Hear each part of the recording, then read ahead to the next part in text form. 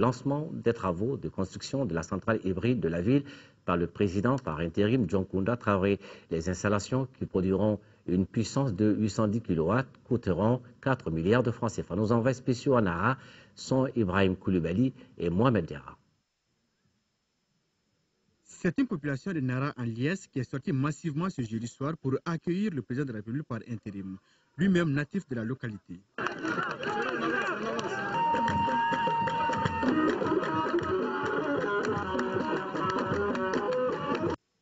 Le professeur Djankounda Traoré ouvre ainsi une nouvelle page dans l'histoire de Nara à travers la pose de la première pierre de la centrale hybride de Nara ce vendredi. Une centrale qui sera alimentée à partir de l'énergie solaire et thermique. Le projet de centrale hybride de Nara, objet de la présente cérémonie, comprend les composantes ci-après. Un générateur solaire photovoltaïque de 810 kW crête, 2 onduleurs de 500 ampères-heure, 2 batteries de 1400 ampères-heure, 3 groupes électrogènes dont un de 650 kVA, un de 400 kVA et un de 275 kVA. La réhabilitation et l'extension du réseau existant, l'adduction d'eau de la centrale. Le coût du projet, y compris les équipements connexes et le remboursement de la participation de l'opérateur Amader, est évalué à environ 4 milliards de francs CFA, hors droits de douane et taxes, mais est assuré entièrement par un pool bancaire du Mali. Dans un an et demi environ, l'Amader laissera donc la place à l'EDM SA pour l'efficacité dont l'impact est indéniable sur le développement de la ville. En clair, l'énergie sera fournie 24 heures sur 24 au lieu de 5 à 8 heures comme c'est le cas jusqu'à ce jour. La pose tout de suite de la première pierre de cette infrastructure nous ouvre les horizons, nous redonne confiance, nous plonge dans une quiétude totale et nous renforce dans le dur combat que nous menons acharnement et quotidiennement pour assurer notre survie et notre contribution, si modeste soit-elle, à l'effort de développement local, voire national. La centrale sera bâtie sur une superficie de 5 hectares. L'entreprise chargée de la réalisation promet de respecter le délai contractuel qui est de 17 mois. Cette centrale ne manquera pas de voir le jour dans le meilleur délai. Et cela conformément au programme de travail approuvé par les autorités compétentes. La réalisation de cette centrale intervient après celle de Oulissébougou. Les centrales de Bankas, Kourou et Tomnia sont en coopération. Ansongo et Djema vont suivre très prochainement selon le ministre de l'Énergie et de l'Eau. Maka Ali Tunkara a salué l'accompagnement des partenaires techniques et financiers dans la réalisation de ces projets. Le président de la République par intérim ne pouvait qu'être heureux en posant la première pierre de cette infrastructure tant attendue. C'est un grand sentiment de satisfaction et également un sentiment d'espoir. Satisfaction parce que le fait qu'à travers le pays, on commence à poser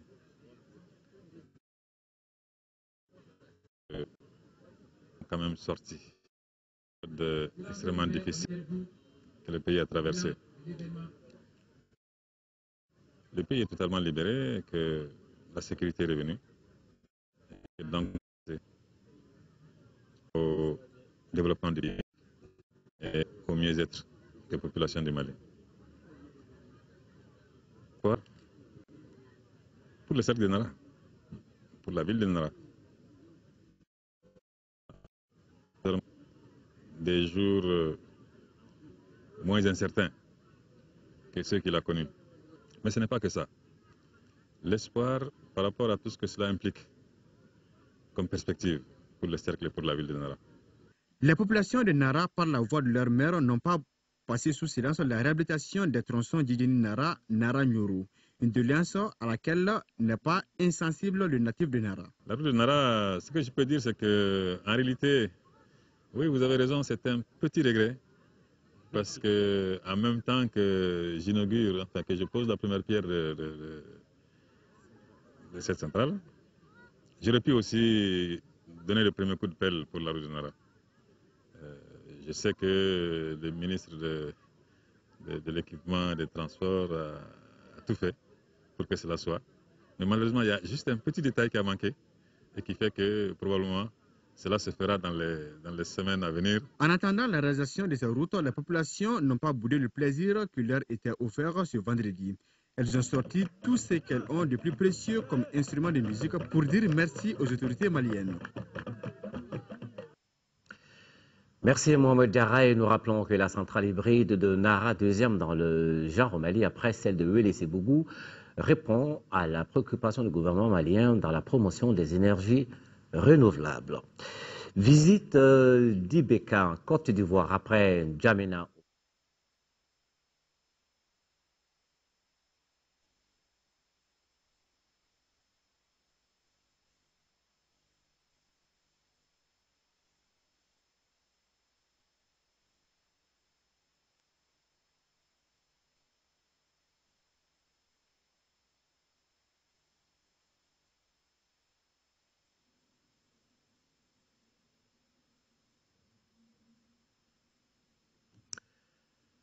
Bon, voilà, je crois que l'énergie est de retour maintenant dans le studio. Toutes nos excuses, mesdames et messieurs. Et nous revenons donc à ce sujet, la visite de Ibrahim Boubacar Keïta en Côte d'Ivoire. Après N'Djamena au Tchad, le président élu de la République du Mali était aujourd'hui donc chez son homologue ivoirien, Ibrahim Boubacar Keïta, est allé saluer le chef de l'État ivoirien et président un exercice de la CEDEAO pour son engagement dans la résolution de la crise malienne. Le président ivoirien a saisi cette opportunité pour féliciter Ibeka pour son élection à la tête de la magistrature suprême du Mali. Les deux présidents ont évoqué également le renforcement de la coopération bilatérale. Nous écoutons les présidents Alassane Ouattara et Ibrahim Boubacar Keïta. Donc c'est un ami que nous recevons aujourd'hui. Je voudrais lui dire combien nous sommes fiers de la manière dont ces élections se sont déroulées au Mali, avec un taux de participation jamais égalé, dans la paix. Et aussi, Monsieur le Président, vous féliciter pour le score impressionnant qui a été le vôtre au premier comme au second tour. Le Mali est voisin de la Côte d'Ivoire. Le Mali est un pays important pour la Côte d'Ivoire, pour la CEDEAO, pour le continent africain, un pays de grande histoire, de vieille histoire, un pays respecté à travers le monde. Et les difficultés que le Mali a connues nous ont tous éprouvées. Et aujourd'hui, avec l'évolution des choses et notamment la réunification du pays, grâce à l'action des Maliens, de la France, du Tchad, de la CEDEAO, nous sommes heureux que ce processus électoral ait abouti à l'élection d'un président de manière démocratique. Je voudrais dire à Monsieur le Président que nous connaissons son expérience, son intégrité, et nous savons qu'avec lui, les relations de coopération entre la Côte d'Ivoire et le Mali vont se renforcer davantage. Dr Alassane Ouattara est aujourd'hui en charge de notre communauté régionale, la CEDEAO, et quand l'on sait le rôle ainsi joué par cette communauté dans la résolution de la crise malienne, et au passage, il faut reconnaître, mon cher aîné, que n'ont pas été toujours très justes à l'endroit de cette communauté et de vous-même, et moi le premier, je le confesse volontiers. Mais un travail ardu, acharné, quotidien a été fait pour que nous soyons aujourd'hui à ce stade. Grâce à vous, nous sommes aujourd'hui en capacité de gérer de nouveau l'État malien. Nous fûmes si proches d'en être définitivement et peut-être pour un temps très long écarté, car notre identité nationale a failli être profondément mise en cause.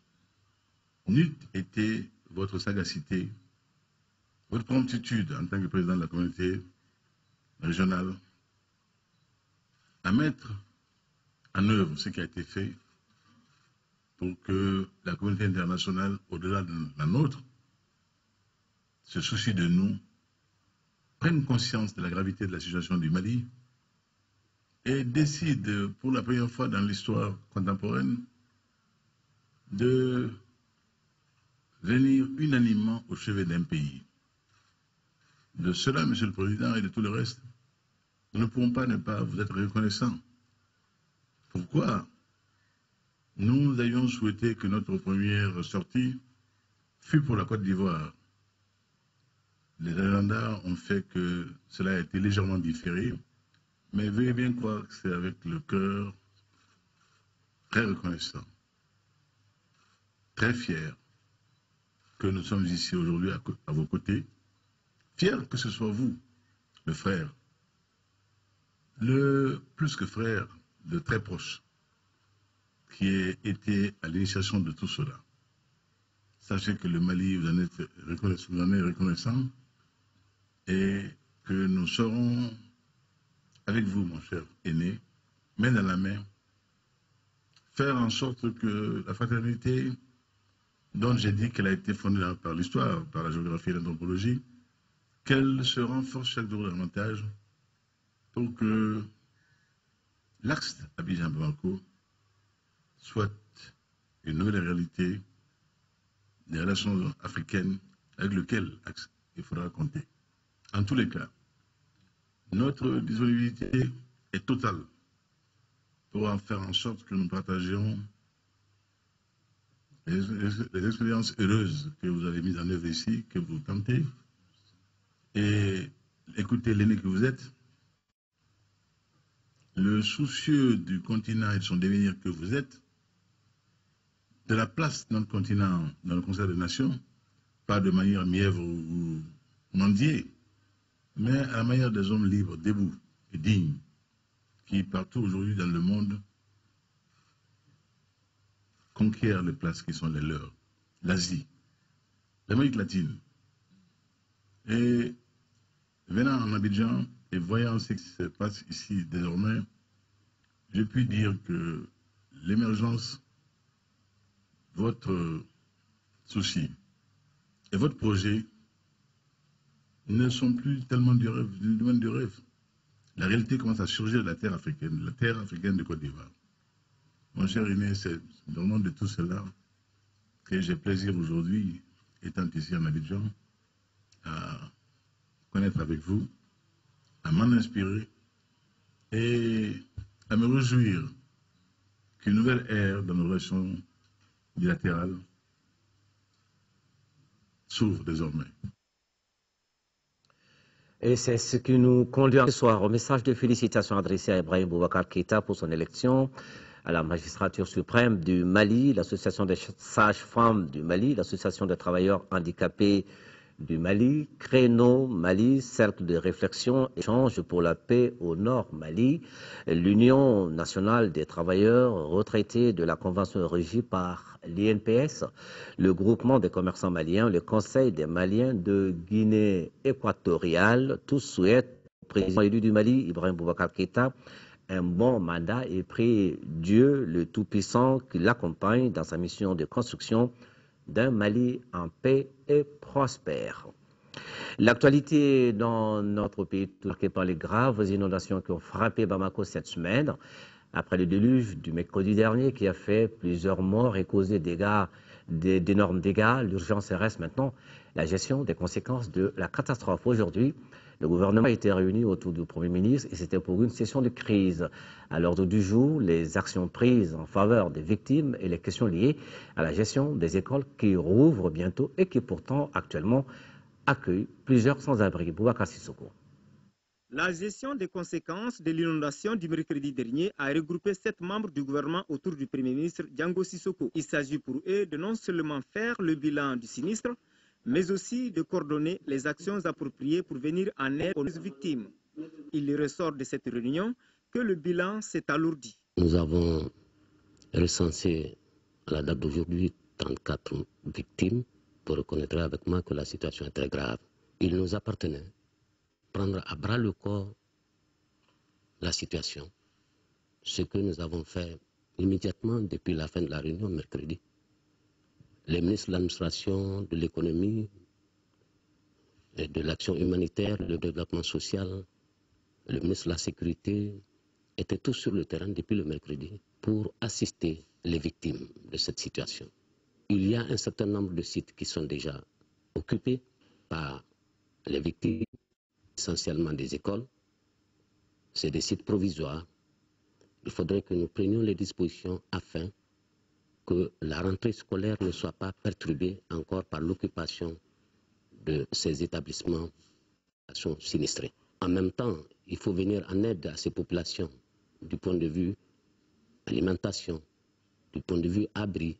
Des produits alimentaires sont apportés à ces populations. Le gouvernement a également porté la réflexion sur des perspectives afin d'éviter de tels sinistres. Des médicaments sont mis à la disposition de ces populations pour répondre aux problèmes de santé qui peuvent se poser. Les couvertures sont mises à la disposition de ces populations, les habits, et méritent d'être coordonnés. Voilà pourquoi nous nous sommes retrouvés ce matin autour du Premier ministre pour une meilleure coordination de ces opérations. Bien entendu, il y a un fonds qui est disponible au niveau de l'administration territoriale, que le ministre a activé immédiatement. L'analyse de la situation de la catastrophe nous autorise ou nous commande à réfléchir un peu sur les perspectives pour que de telles situations ne surviennent, parce qu'une telle catastrophe n'est pas une fatalité. Il est à rappeler que cette pluie diluvienne a durement frappé les populations des communes 1 et 4 du district de Bamako. Et avant cette réunion de crise, des mesures d'urgence étaient déjà prises par le gouvernement dans la fourniture des produits de première nécessité aux personnes victimes des inondations. Et c'est le ministre de l'économie et de l'action humanitaire qui a procédé à la remise de ces dons au maire de la commune 1. Un reportage de Batraoré. Visite pleine de signification parce que signe de solidarité. C'est celle effectuée par le ministre de l'économie et de l'action humanitaire au groupe scolaire Baber Santara de Korofina. C'est là où sont installées les personnes victimes de l'inondation du 28 août dernier. En guise de solidarité gouvernementale, le ministre Mamadou Namouri Traoré a remis au maire de la commune 1 pour les victimes 300 matelas, 50 tonnes de riz, 150 tonnes de maïs, 10 tonnes de sucre, 100 bidons d'huile et divers autres produits. La solidarité du gouvernement à l'endroit de ces populations qui ont été victimes de cette intempérie. J'en profite pour présenter les condoléances du gouvernement, de toute la nation entière, à ces familles qui ont été endeuillées. Et aussi souhaiter un prompt rétablissement à ceux qui ont été blessés. Les autorités municipales ne sont pas indifférentes à cet appui. C'est un sentiment aujourd'hui de satisfaction au-delà de cette solidarité nationale qui a été exprimée en plusieurs temps. La solidarité au niveau local aussi s'est beaucoup exprimée. Il y a des gens qui nous ont secourus par des vivres, qui ont souvent apporté à manger dans les sites d'hébergement. Et il y a des gens qui nous ont donné des enveloppes, à commencer par le conseil municipal. Pour éviter des cas de sinistre comme celui du 28 août, des dispositions nouvelles seront prises. Il y a des leçons à tirer pour tout le monde, pour les collectivités locales, pour les personnes elles-mêmes concernées, mais aussi pour l'État, pour qu'on applique définitivement des réglementations qui sécurisent l'habitat des gens.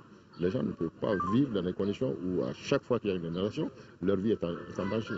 À en croire la délégation ministérielle, des efforts sont en cours pour trouver d'autres sites afin d'accueillir les victimes, ce qui permettrait de libérer l'espace scolaire avant la rentrée des classes. Voilà, action de solidarité du gouvernement en faveur des sinistrés des inondations. C'était ce matin en commune 1 avec le ministre de l'économie et de l'action humanitaire qui était depuis hier d'ailleurs sur le terrain dans la commune 4 et c'était toujours pour apporter l'aide des autorités. Un reportage de Agibou Koulibaly. Des victimes et des importants, c'est le triste bilan causé récemment par les pluies diluviennes. Elles sont tombées le mercredi dernier sur l'ensemble du district de Bamako. C'est face à cette situation dramatique que les autorités ont bien voulu apporter leur aide aux familles victimes de la commune 4. Ce geste est un geste de solidarité nationale. Dès que les événements sont survenus, les services d'urgence se sont tout de suite mobilisés. Il était normal que le ministère de l'Action humanitaire aussi joue son rôle Nous avons attendu tout ce temps parce que nous voulons connaître l'estimation exacte des besoins. Nous avons évalué les besoins urgents, les besoins sur lesquels il faut absolument apporter des réponses. C'est ça que nous faisons aujourd'hui. Il y a de la nourriture qui est arrivée, il y aura des biens de première nécessité comme les matelas, les couvertures, etc. Et donc c'est un geste de solidarité, mais aussi c'est un geste qui doit s'accompagner de conseils à l'endroit des populations concernées. Donc il faut que l'ensemble de la communauté s'organise, les communes, les populations, le gouvernement, pour trouver des solutions à ces habitats dangereux le long des cours d'eau. Il faut tout faire pour y mettre fin. J'en profite pour présenter nos condoléances, les condoléances du gouvernement à l'endroit des familles qui ont perdu des êtres chers. Le geste de solidarité a été fortement apprécié par les bénéficiaires. Lorsqu'on parle d'inondation à Bamako, les ouvrages pour l'évacuation des eaux d'écoulement sont souvent cités parmi les causes aggravantes. Le ministre de l'Équipement et des Transports en a visité ce matin. Le colonel Abdoulaye Koumaré est venu constater en vue d'anticiper d'autres situations analogues. Abdrahman Maïga. 3 ponts dans 3 communes différentes ont été sérieusement endommagés par les fortes pluies qui se sont abattues mercredi dernier sur le district de Bamako. Il s'agit du pont de Weweyanko en commune 4, le pont près de l'usine malienne des produits pharmaceutiques en commune 2 et celui de Bankoni en commune 1. Sur ces sites, le ministre de l'Équipement et des Transports fait un état des lieux des dégâts et voir les modalités pour l'entretien de ces infrastructures routières. Nous allons déjà, à travers la cellule des travaux d'urgence, intervenir promptement pour réparer les dégâts qui ont été causés sur les ouvrages d'art notamment. Du pont Weweyanko en passant par celui de la commune 2 et de la commune 1, le constat est le même. Construction anarchique des maisons et l'ensablement des lits des cours d'eau occasionnés par des tas d'ordures. Ces facteurs, selon les responsables de l'équipement et des transports, ont été des éléments qui ont constitué un frein à l'écoulement rapide des eaux de pluie vers le fleuve Niger. Il faut que les populations comprennent et nos collectivités locales aussi comprennent que les lits des fleuves ne doivent pas être occupés. Déjà, les textes sont très clairs en la matière. Il faut un minimum de 50 mètres avant les lits du fleuve.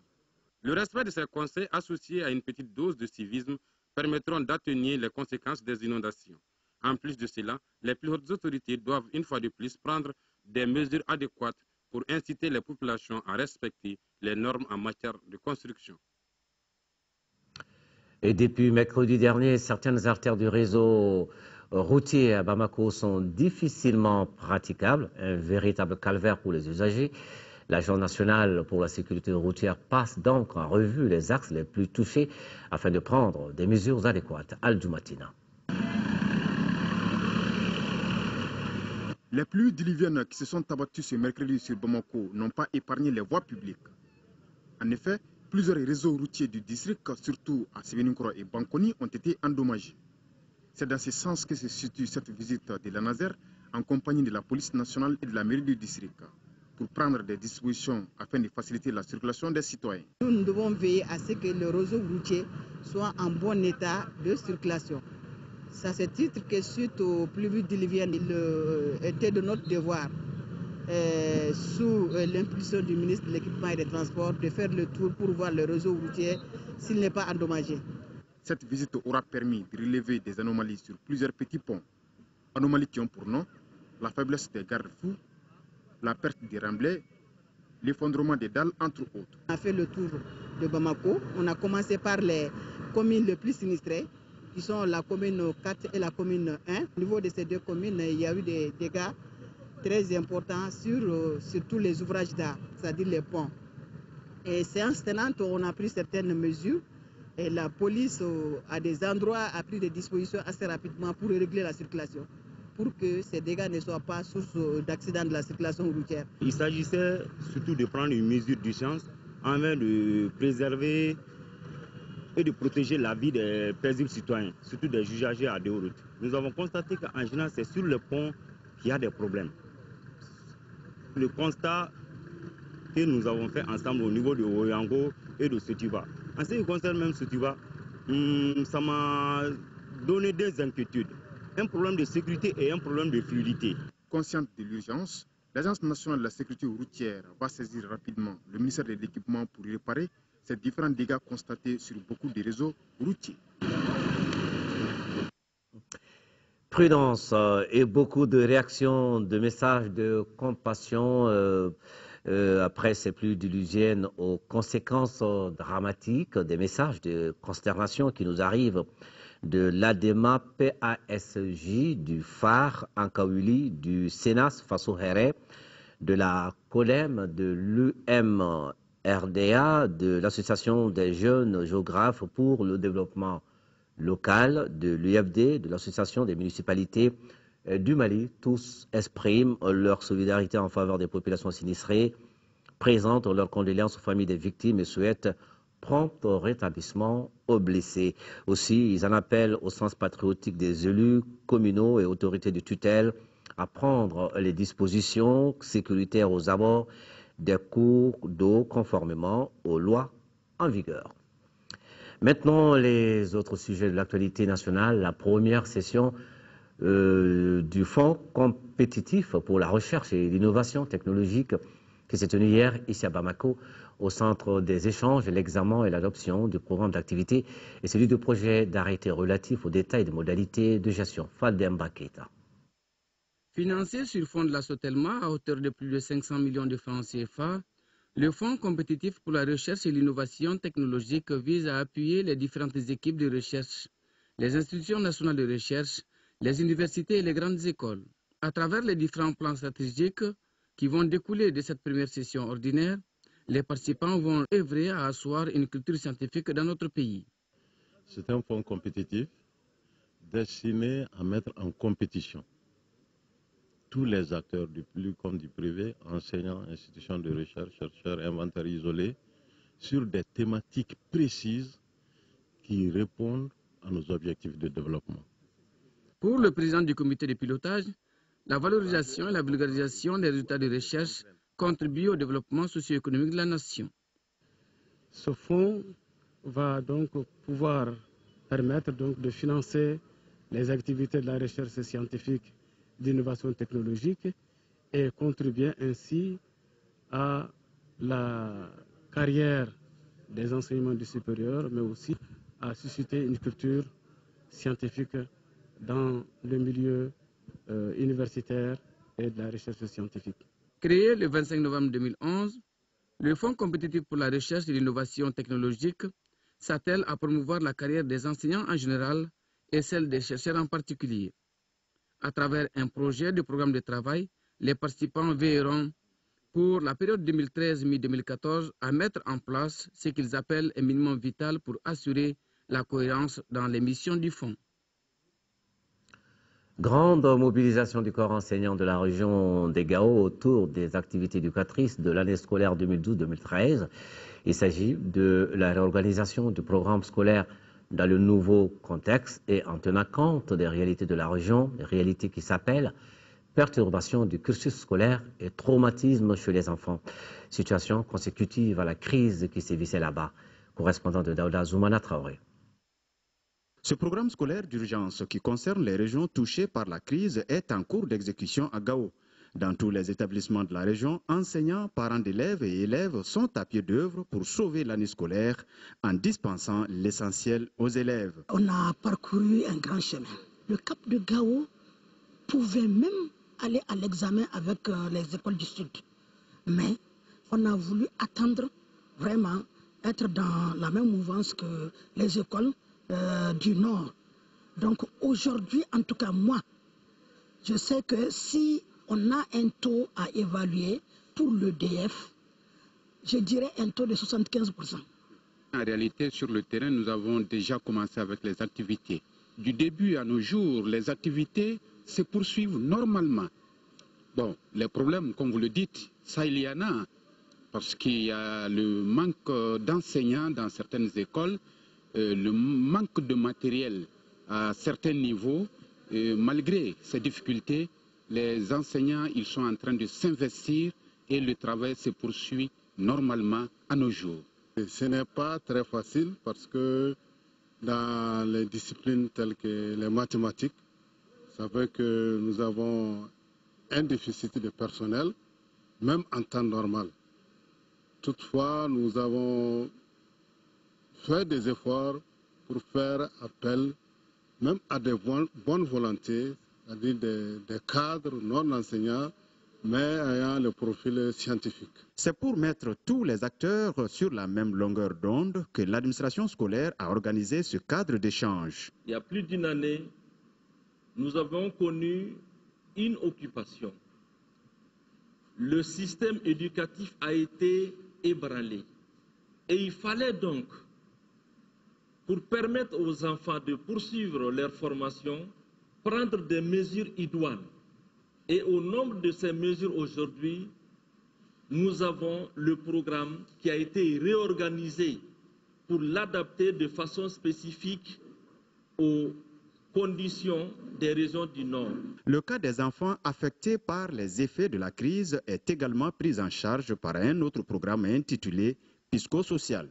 Il sera exécuté par plus de 400 enseignants sur des modules spécifiques. Rassurez l'enfant, ne le grondez pas, ne le punissez jamais.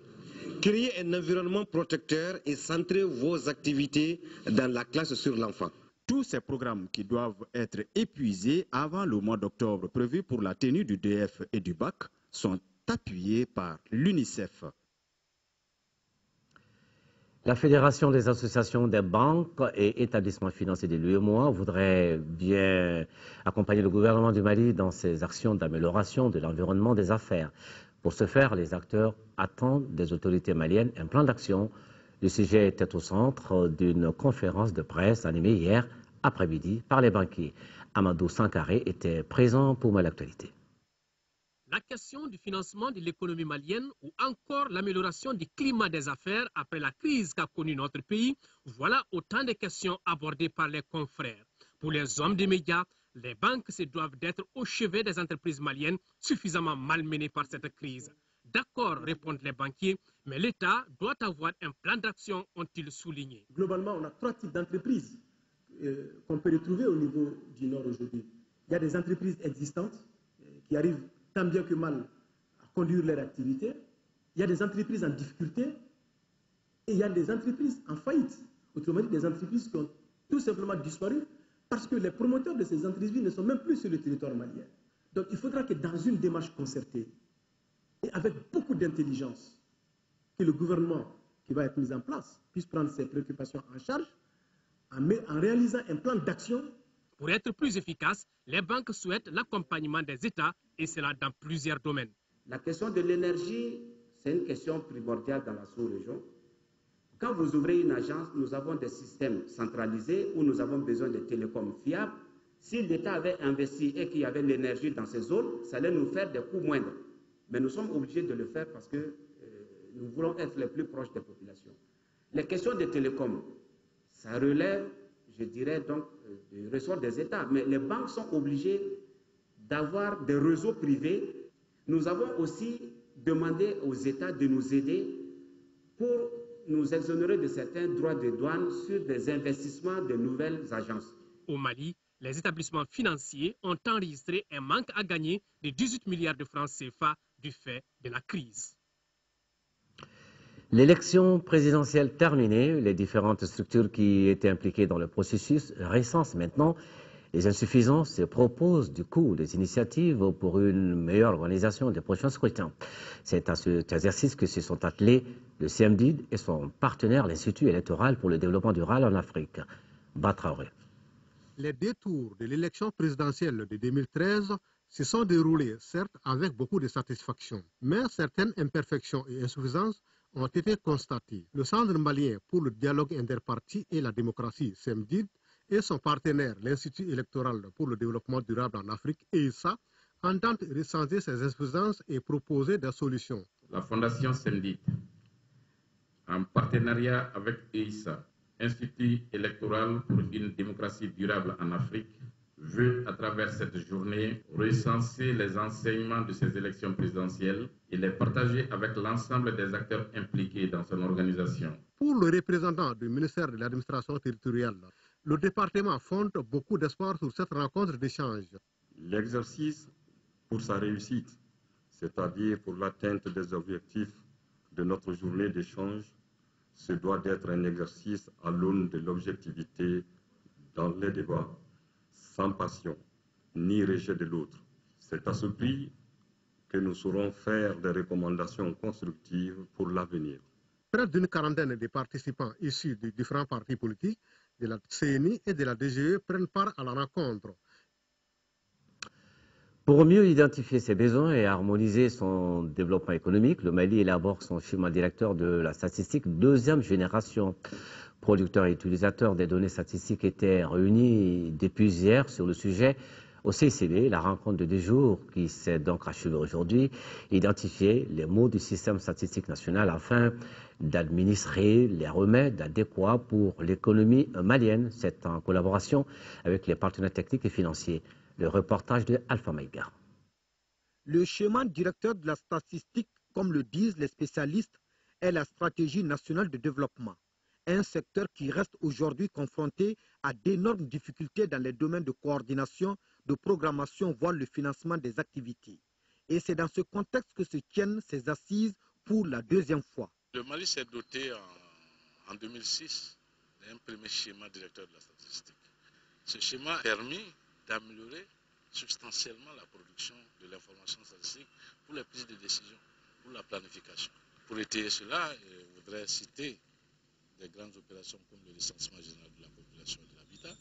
L'objectif est de disposer au sortir de vos travaux d'un diagnostic exhaustif sur la base duquel se fondera la planification à moyen terme du développement des activités statistiques. Ainsi, au cours des travaux, les spécialistes vont examiner le rapport diagnostic du système statistique.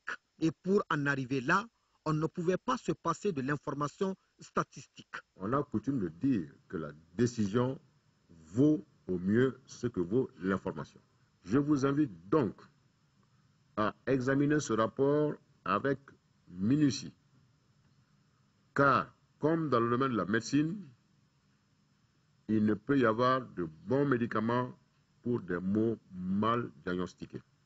Le bon diagnostic du système statistique national nous permettra ainsi de définir une meilleure vision du développement de la statistique dans notre pays.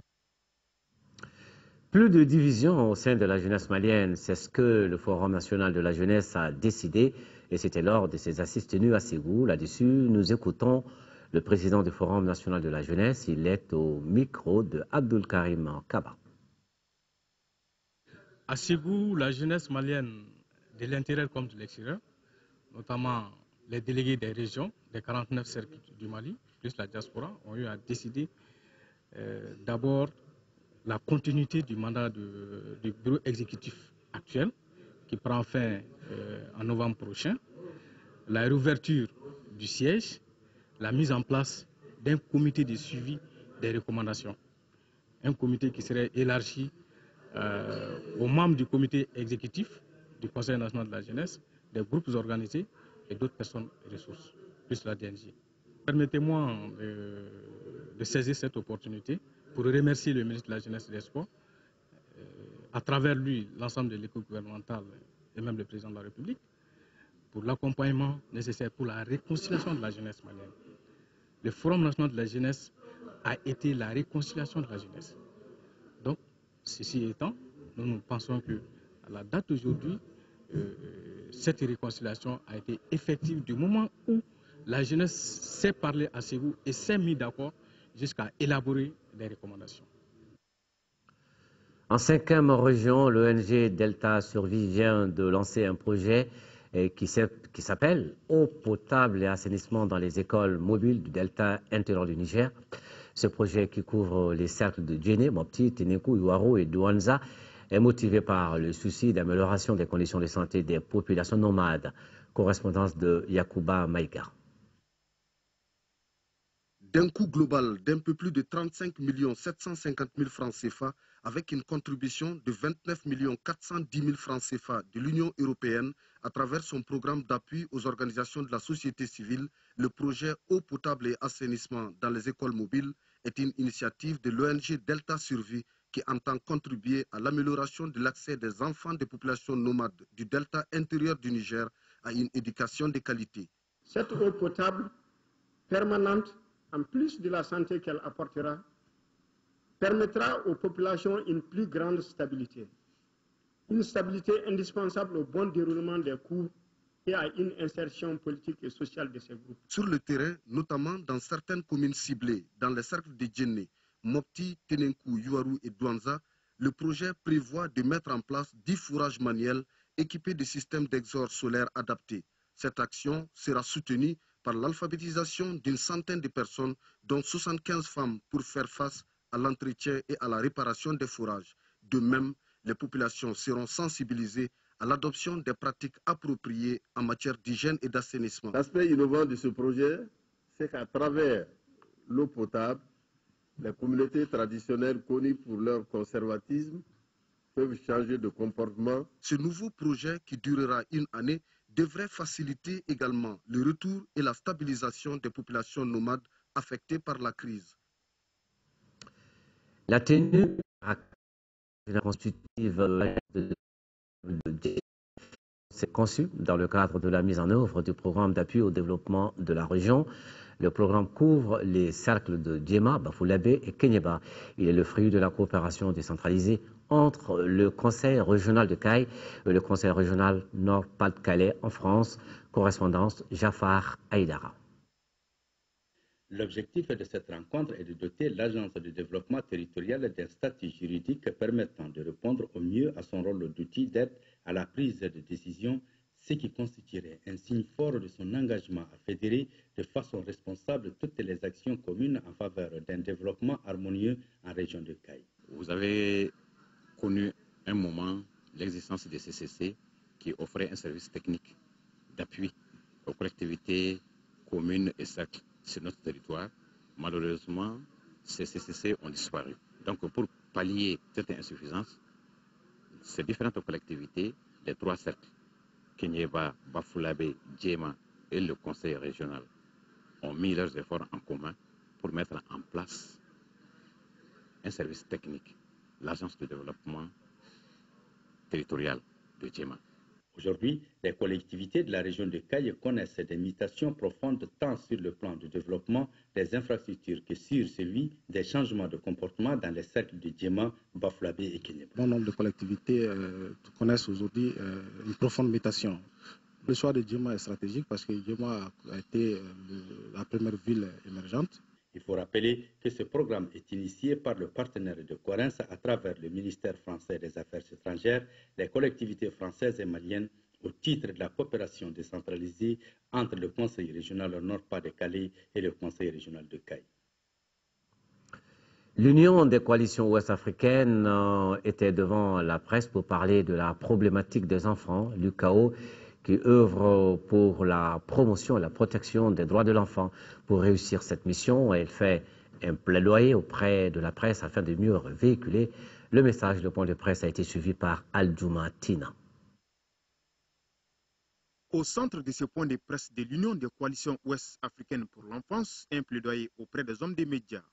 L'UCOA entend s'appuyer sur ces derniers, en général et les communicateurs en particulier, pour porter à travers leurs plumes, leurs micros, la voix des sans-voix que sont les enfants.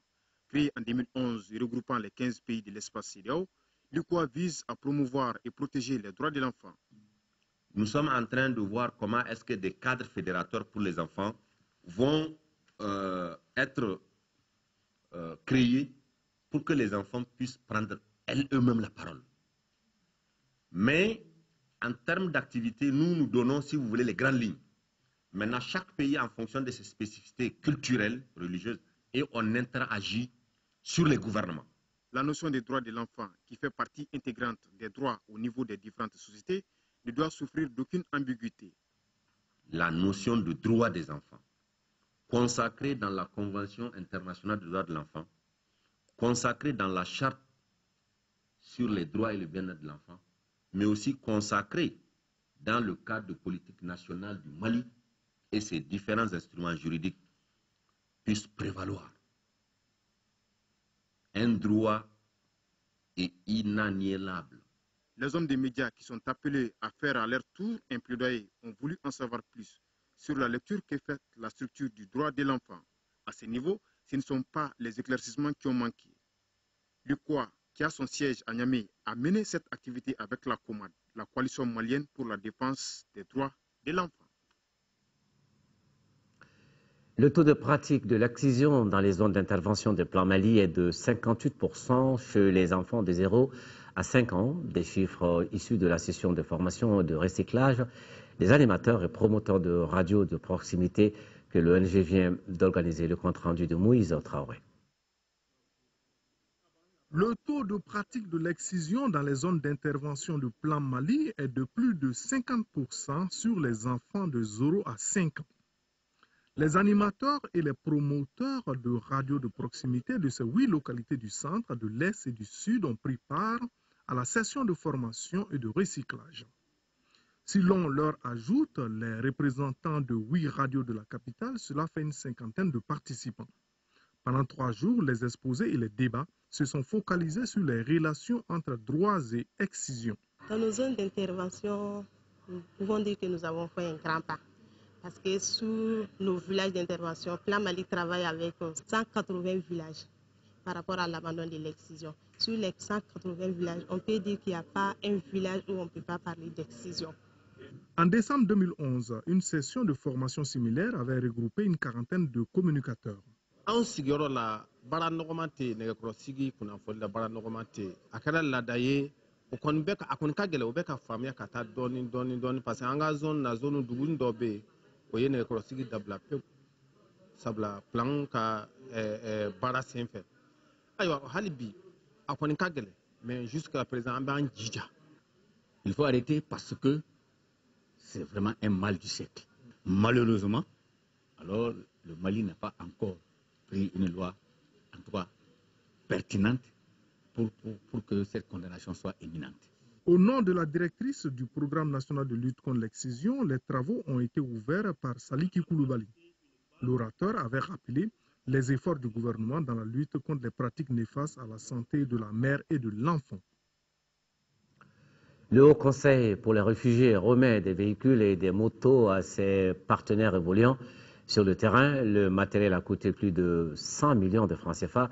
La cérémonie de remise a eu lieu ce matin. C'était au siège de l'organisation à la CI 2000. Adama Koulibaly. Les bénéficiaires de ces engins roulants sont des travailleurs d'ONG norvégiennes, italiennes et américaines, des ONG partenaires du Haut Conseil des réfugiés ACR. Ils ont reçu une dizaine de véhicules 4x4 tout-terrain et des motos pour leurs agents chargés d'appuyer les démunis déplacés à travers le pays. IEDA Relief est une ONG internationale partenaire du ACR ici au Mali et nous nous occupons du suivi de la protection dans les régions de Ségou, Gao et Tombouctou. Et nous avons beaucoup de difficultés pour le mouvement. Aujourd'hui, nous sommes très heureux de recevoir ces véhicules qui vont nous permettre vraiment de faire notre travail sur le terrain. Le gouvernement, à travers son représentant, a salué le geste du ACR. N'oublions pas que ces partenaires sont des ONG qui sont en même temps sous la tutelle du ministère de l'administration territoriale. Et quand on se réfère aux actions qui seront engagées très bientôt, avec le retour des déplacés, avec le retour des réfugiés, nous pensons que c'est un travail utile et un geste magnanime que la CR vient d'effectuer en direction des partenaires. Ces matériels roulants sont d'une grande utilité et feront en sorte que l'accès à l'assistance à apporter aux populations démunies en général, aux réfugiés et aux personnes déplacées en particulier soit totalement garanti. Ce matériel roulant a coûté 425 millions de francs CFA. La route qui tue encore à Bamako, un carambolage impliquant une voiture et 7 motos fait 1 mort et 6 blessés. Le drame s'est produit aux alentours de 15 heures à l'intersection des routes Garanti-Goubou, 30 mètres. Cheikh Oumar Sankaré est allé voir. Ce drame s'est produit à 15 heures passées de 10 minutes à Garanti-Goubou, précisément à l'intersection de la route du 30 mètres. En effet, des véhicules et motos étaient arrêtés au feu tricolore qui affichait le rouge. C'est en ce moment qu'un camion Ben chargé de sable qui venait du côté de Kalabankoro n'a pas pu s'arrêter, le système de freinage ayant lâché. C'est un camion Ben qui apparemment, son système de freinage a fait une défaillance, finalement a percuté tout ce qui se trouvait devant lui. Il a percuté ainsi dans sa progression 11 véhicules, 3 véhicules personnels, 6 taxis, 2 bennes qui sont en cause. Malheureusement, cela a fait beaucoup de victimes, 7 victimes, parmi lesquelles une est décédée sur le champ. Les autres ont été transportés rapidement à l'hôpital. Les chauffeurs sont au commissariat du 11e arrondissement, en garde à vue pour le moment. 7 motos ont également été touchées, dont celle du jeune homme décédé. Le camion a parcouru plusieurs centaines de mètres avant de pouvoir s'arrêter. Les chauffeurs rescapés n'en croient pas leurs yeux.